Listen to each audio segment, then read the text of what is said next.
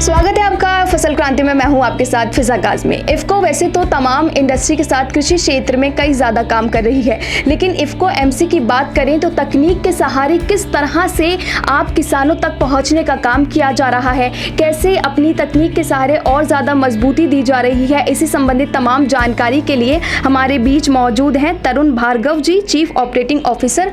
बहुत बहुत स्वागत है सर फसल क्रांति में आपका। आपसे पहला सवाल हमारा यही रहेगा कि भारत में एग्रोकेमिकल इंडस्ट्री का भविष्य क्या है? मैडम, जो इफ़को एमसी है वो एक नई क्रांति लाना चाहता है किसानों के बीच, और भारत में एग्रोकेमिकल इंडस्ट्री का इतना ज़्यादा पोटेंशियल है, इतना ज़्यादा स्कोप है कि हम जितना काम करें उतना कम है। जैसा कि आपको पता है कि खाद क्षेत्र में भी, जो कि फर्टिलाइज़र है, भारतवर्ष वर्ल्ड का सबसे लार्जेस्ट इंपोर्टर ऑफ फर्टिलाइजर्स है। वो इसलिए है क्योंकि हमारे यहाँ उत्पादन जो है फर्टिलाइज़र का वो इतना कम है, और उसके अलावा हमारा भारतवर्ष जो है उसका जो साइज़ है इतना बड़ा है। यहाँ डाइवर्सिटी ऑफ क्रॉप्स है, डाइवर्सिटी ऑफ सॉइल है, और इतना क्षेत्र अलग अलग है कि हमें हर चीज़ काफ़ी अच्छी मात्रा में चाहिए अगर हम फूड सिक्योरिटी को इंश्योर करना चाहते हैं। तो भारतवर्ष में एक तो इनकी डिमांड ज़्यादा है, दूसरा हमारे यहाँ जो मैन पावर है वो एक लो कॉस्ट पे अवेलेबल है, तीसरा हमारे पास जो एंटरप्रेन्योर्स हैं वो काफ़ी आगे की सोच रखते हैं। और आपको ये जान के खुशी होगी कि हमारे भारत में जो एग्रोकेमिकल इंडस्ट्री में उत्पादन कर रही हैं कंपनियां, वो विदेश में एक्सपोर्ट भी कर रही हैं और बहुत अच्छी मात्रा में एक्सपोर्ट कर रही हैं। तो फ्यूचर जो है एग्रोकेमिकल इंडस्ट्री का बहुत ब्राइट है। जी सर, अगर हम बात करें किसानों की, तो किस तरीके से इफ़को एमसी किसानों के लिए काम कर रही है? जैसे हम बात करते हैं इफ़को की, तो लगातार इफ़को की ओर से भी कई काम किए जाते हैं, लेकिन इफ़को एमसी पर अगर जोर दिया जाए तो क्या कुछ काम का भी आपकी रणनीति है आगे के लिए? मैडम, ये जो हम पेस्टिसाइड बनाते हैं या एग्रोकेमिकल बना रहे हैं, ये किसान के लिए एक दवाई है, जो कि वीड्स हैं, पेस्ट्स हैं, इंसेक्ट्स हैं, फंगी है, उसके लिए ये एक दवाई का काम करती है। तो कोई भी फसल अगर किसान करता है उसमें फर्टिलाइज़र डालता है तो उसकी यील्ड आती है, मगर उस ग्रोथ को कम कर देता है, रिटार्ड कर देता है अगर कोई उस पर पेस्ट लग जाए, वीड लग जाए।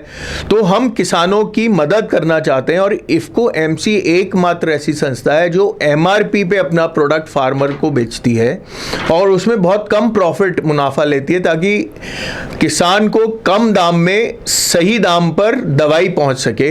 और हमारी जो संस्था की अप्रोच है वो फार्मर सेंट्रिक अप्रोच है। जी सर, एम असिस्ट ऐप की बात करें तो ये ऐप क्या है, किस तरीके से इसका काम आगे किया जाएगा और इसका उद्देश्य क्या था इस ऐप को बनाने के पीछे? ये जो एक एम असिस्ट ऐप है, एक ये गेम चेंजर रहेगा हमारे इफ़को एमसी के लिए, क्योंकि इसके माध्यम से हमारे जितना भी इफ़को एमसी का फील्ड स्टाफ है और हमारा जो सप्लाई चेन का स्टाफ है वो इससे कनेक्ट होगा, हमारा पूरा लॉजिस्टिक्स जो है वो इससे कनेक्ट होगा, और इसके माध्यम से हम फास्ट ट्रैक करके और डिजिटल वे में डेटा को कैप्चर कर सकते हैं, जिसपे कि हम बाद में एनालिसिस करके डिसीजन मेकिंग के लिए काम आएगा। इस एम असिस्ट ऐप का हम लोग ट्रायल पिछले 5 महीने से कर रहे थे, जो कि हमने सक्सेसफुली इसको अचीव किया। और ये हमने एक संस्था है नोएडा में बेस्ड है, इन टेक्नोलॉजी को माध्यम से उनके हमने इसको आगे बढ़ाया। हमने देखा इसको हमें कस्टमाइज करना पड़ेगा इफ़को एमसी के लिए, उसमें भी उनका काफ़ी अच्छा सहयोग रहा। हमारे बोर्ड का, इफ़को एमसी मैनेजमेंट का जो पूरा सहयोग रहा, आईटी को और मार्केटिंग टीम को, उसका रिस्पांस हमारी मार्केटिंग टीम ने बहुत पॉजिटिव वे में किया और सक्सेसफुली उसका हमने ट्रायल किया पैन इंडिया 18 स्टेट्स में।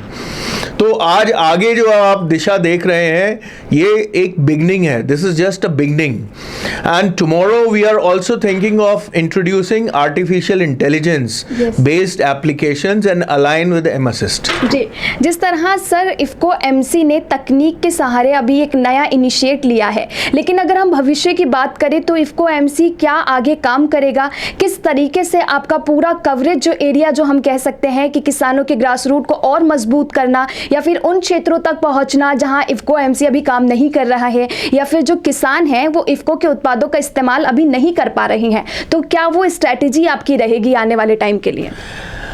ये बहुत अच्छा क्वेश्चन पूछा मैम आपने, क्योंकि इफ़को एमसी जो है 2015 में बना था। 2015 से आज तक हमने हाईएस्ट सेल्स जो अचीव की थी वो 300 करोड़ के करीब की थी पिछले साल, जो कि हमारा टारगेट था 330 करोड़ का, मगर हमने टारगेट अचीव किया था 300 करोड़ केवल। इस साल हमने एक record ever highest sale 343 crore की है, जो कि अगेंस्ट टारगेट ऑफ 320 करोड़ था। उसका कारण ये रहा है कि हमारे जितनी भी इफ़को एमसी की टीम है उसको हमने एक अलाइन किया है एक इंटीग्रेटेड बिजनेस प्लान के तहत, जिसमें कि हमारा marketing, supply chain, procurement, finance, accounts, HR और आईटी एक इंटीग्रेटेड वे में हम आगे बढ़ना चाहते हैं। इसको दिशा हमने दी है, और जब से मैंने अक्टूबर में ज्वाइन किया है इफ़को एमसी, 5 महीने में हमने यही चेष्टा की है, यही कोशिश की है कि हमारी टीम कोहेसिवली काम कर सके।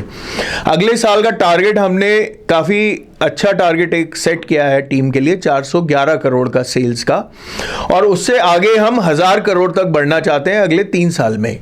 तो ये जो जर्नी है, ये जो रोड मैप है, इसके लिए हम लोग प्रयासरत हैं, और कुछ ही समय में आप देखेंगे कि इफ़को एमसी की जो ब्रांड विजिबिलिटी है मार्केट में, हमारा जो एक क्रेडिबिलिटी है, वो तो ऑलरेडी इफ़को और मित्सुबिशी की वजह से है ही, मगर उसको हम दिन दूना 4 चौगुना बढ़ाना चाहते हैं। उस पे हमारे कुलदीप जी, हमारे मार्केटिंग के जो मैनेजर हैं, उस पे प्रमोशन पे काम कर रहे हैं, ब्रांड मैनेजमेंट पे काम कर रहे हैं, और हम लोग सोशल मीडिया के माध्यम से भी किसानों से, यूथ से और जो हमारे स्टेक होल्डर्स हैं उनसे कनेक्ट होके इसको एक मल्टीफोल्ड ग्रोथ करना चाहते हैं। जी, बहुत बहुत शुक्रिया तरुण जी हमारे साथ जुड़ने के लिए। तो सर ने हमें बताया कि इफ़को एमसी आने वाले टाइम में किस तरह से अपनी रीच को बढ़ाएगा, चाहे उसमें सोशल मीडिया हो, तकनीक का सहारा लेकर, या फिर एमएसएस जैसे ऐप बनाकर, ताकि अपनी रीच को और ज़्यादा मजबूत किया जा सके। कृषि से संबंधित और भी तमाम जानकारियाँ आप तक ऐसे ही पहुँचाते रहेंगे। आप जुड़े रहिए फसल क्रांति के साथ।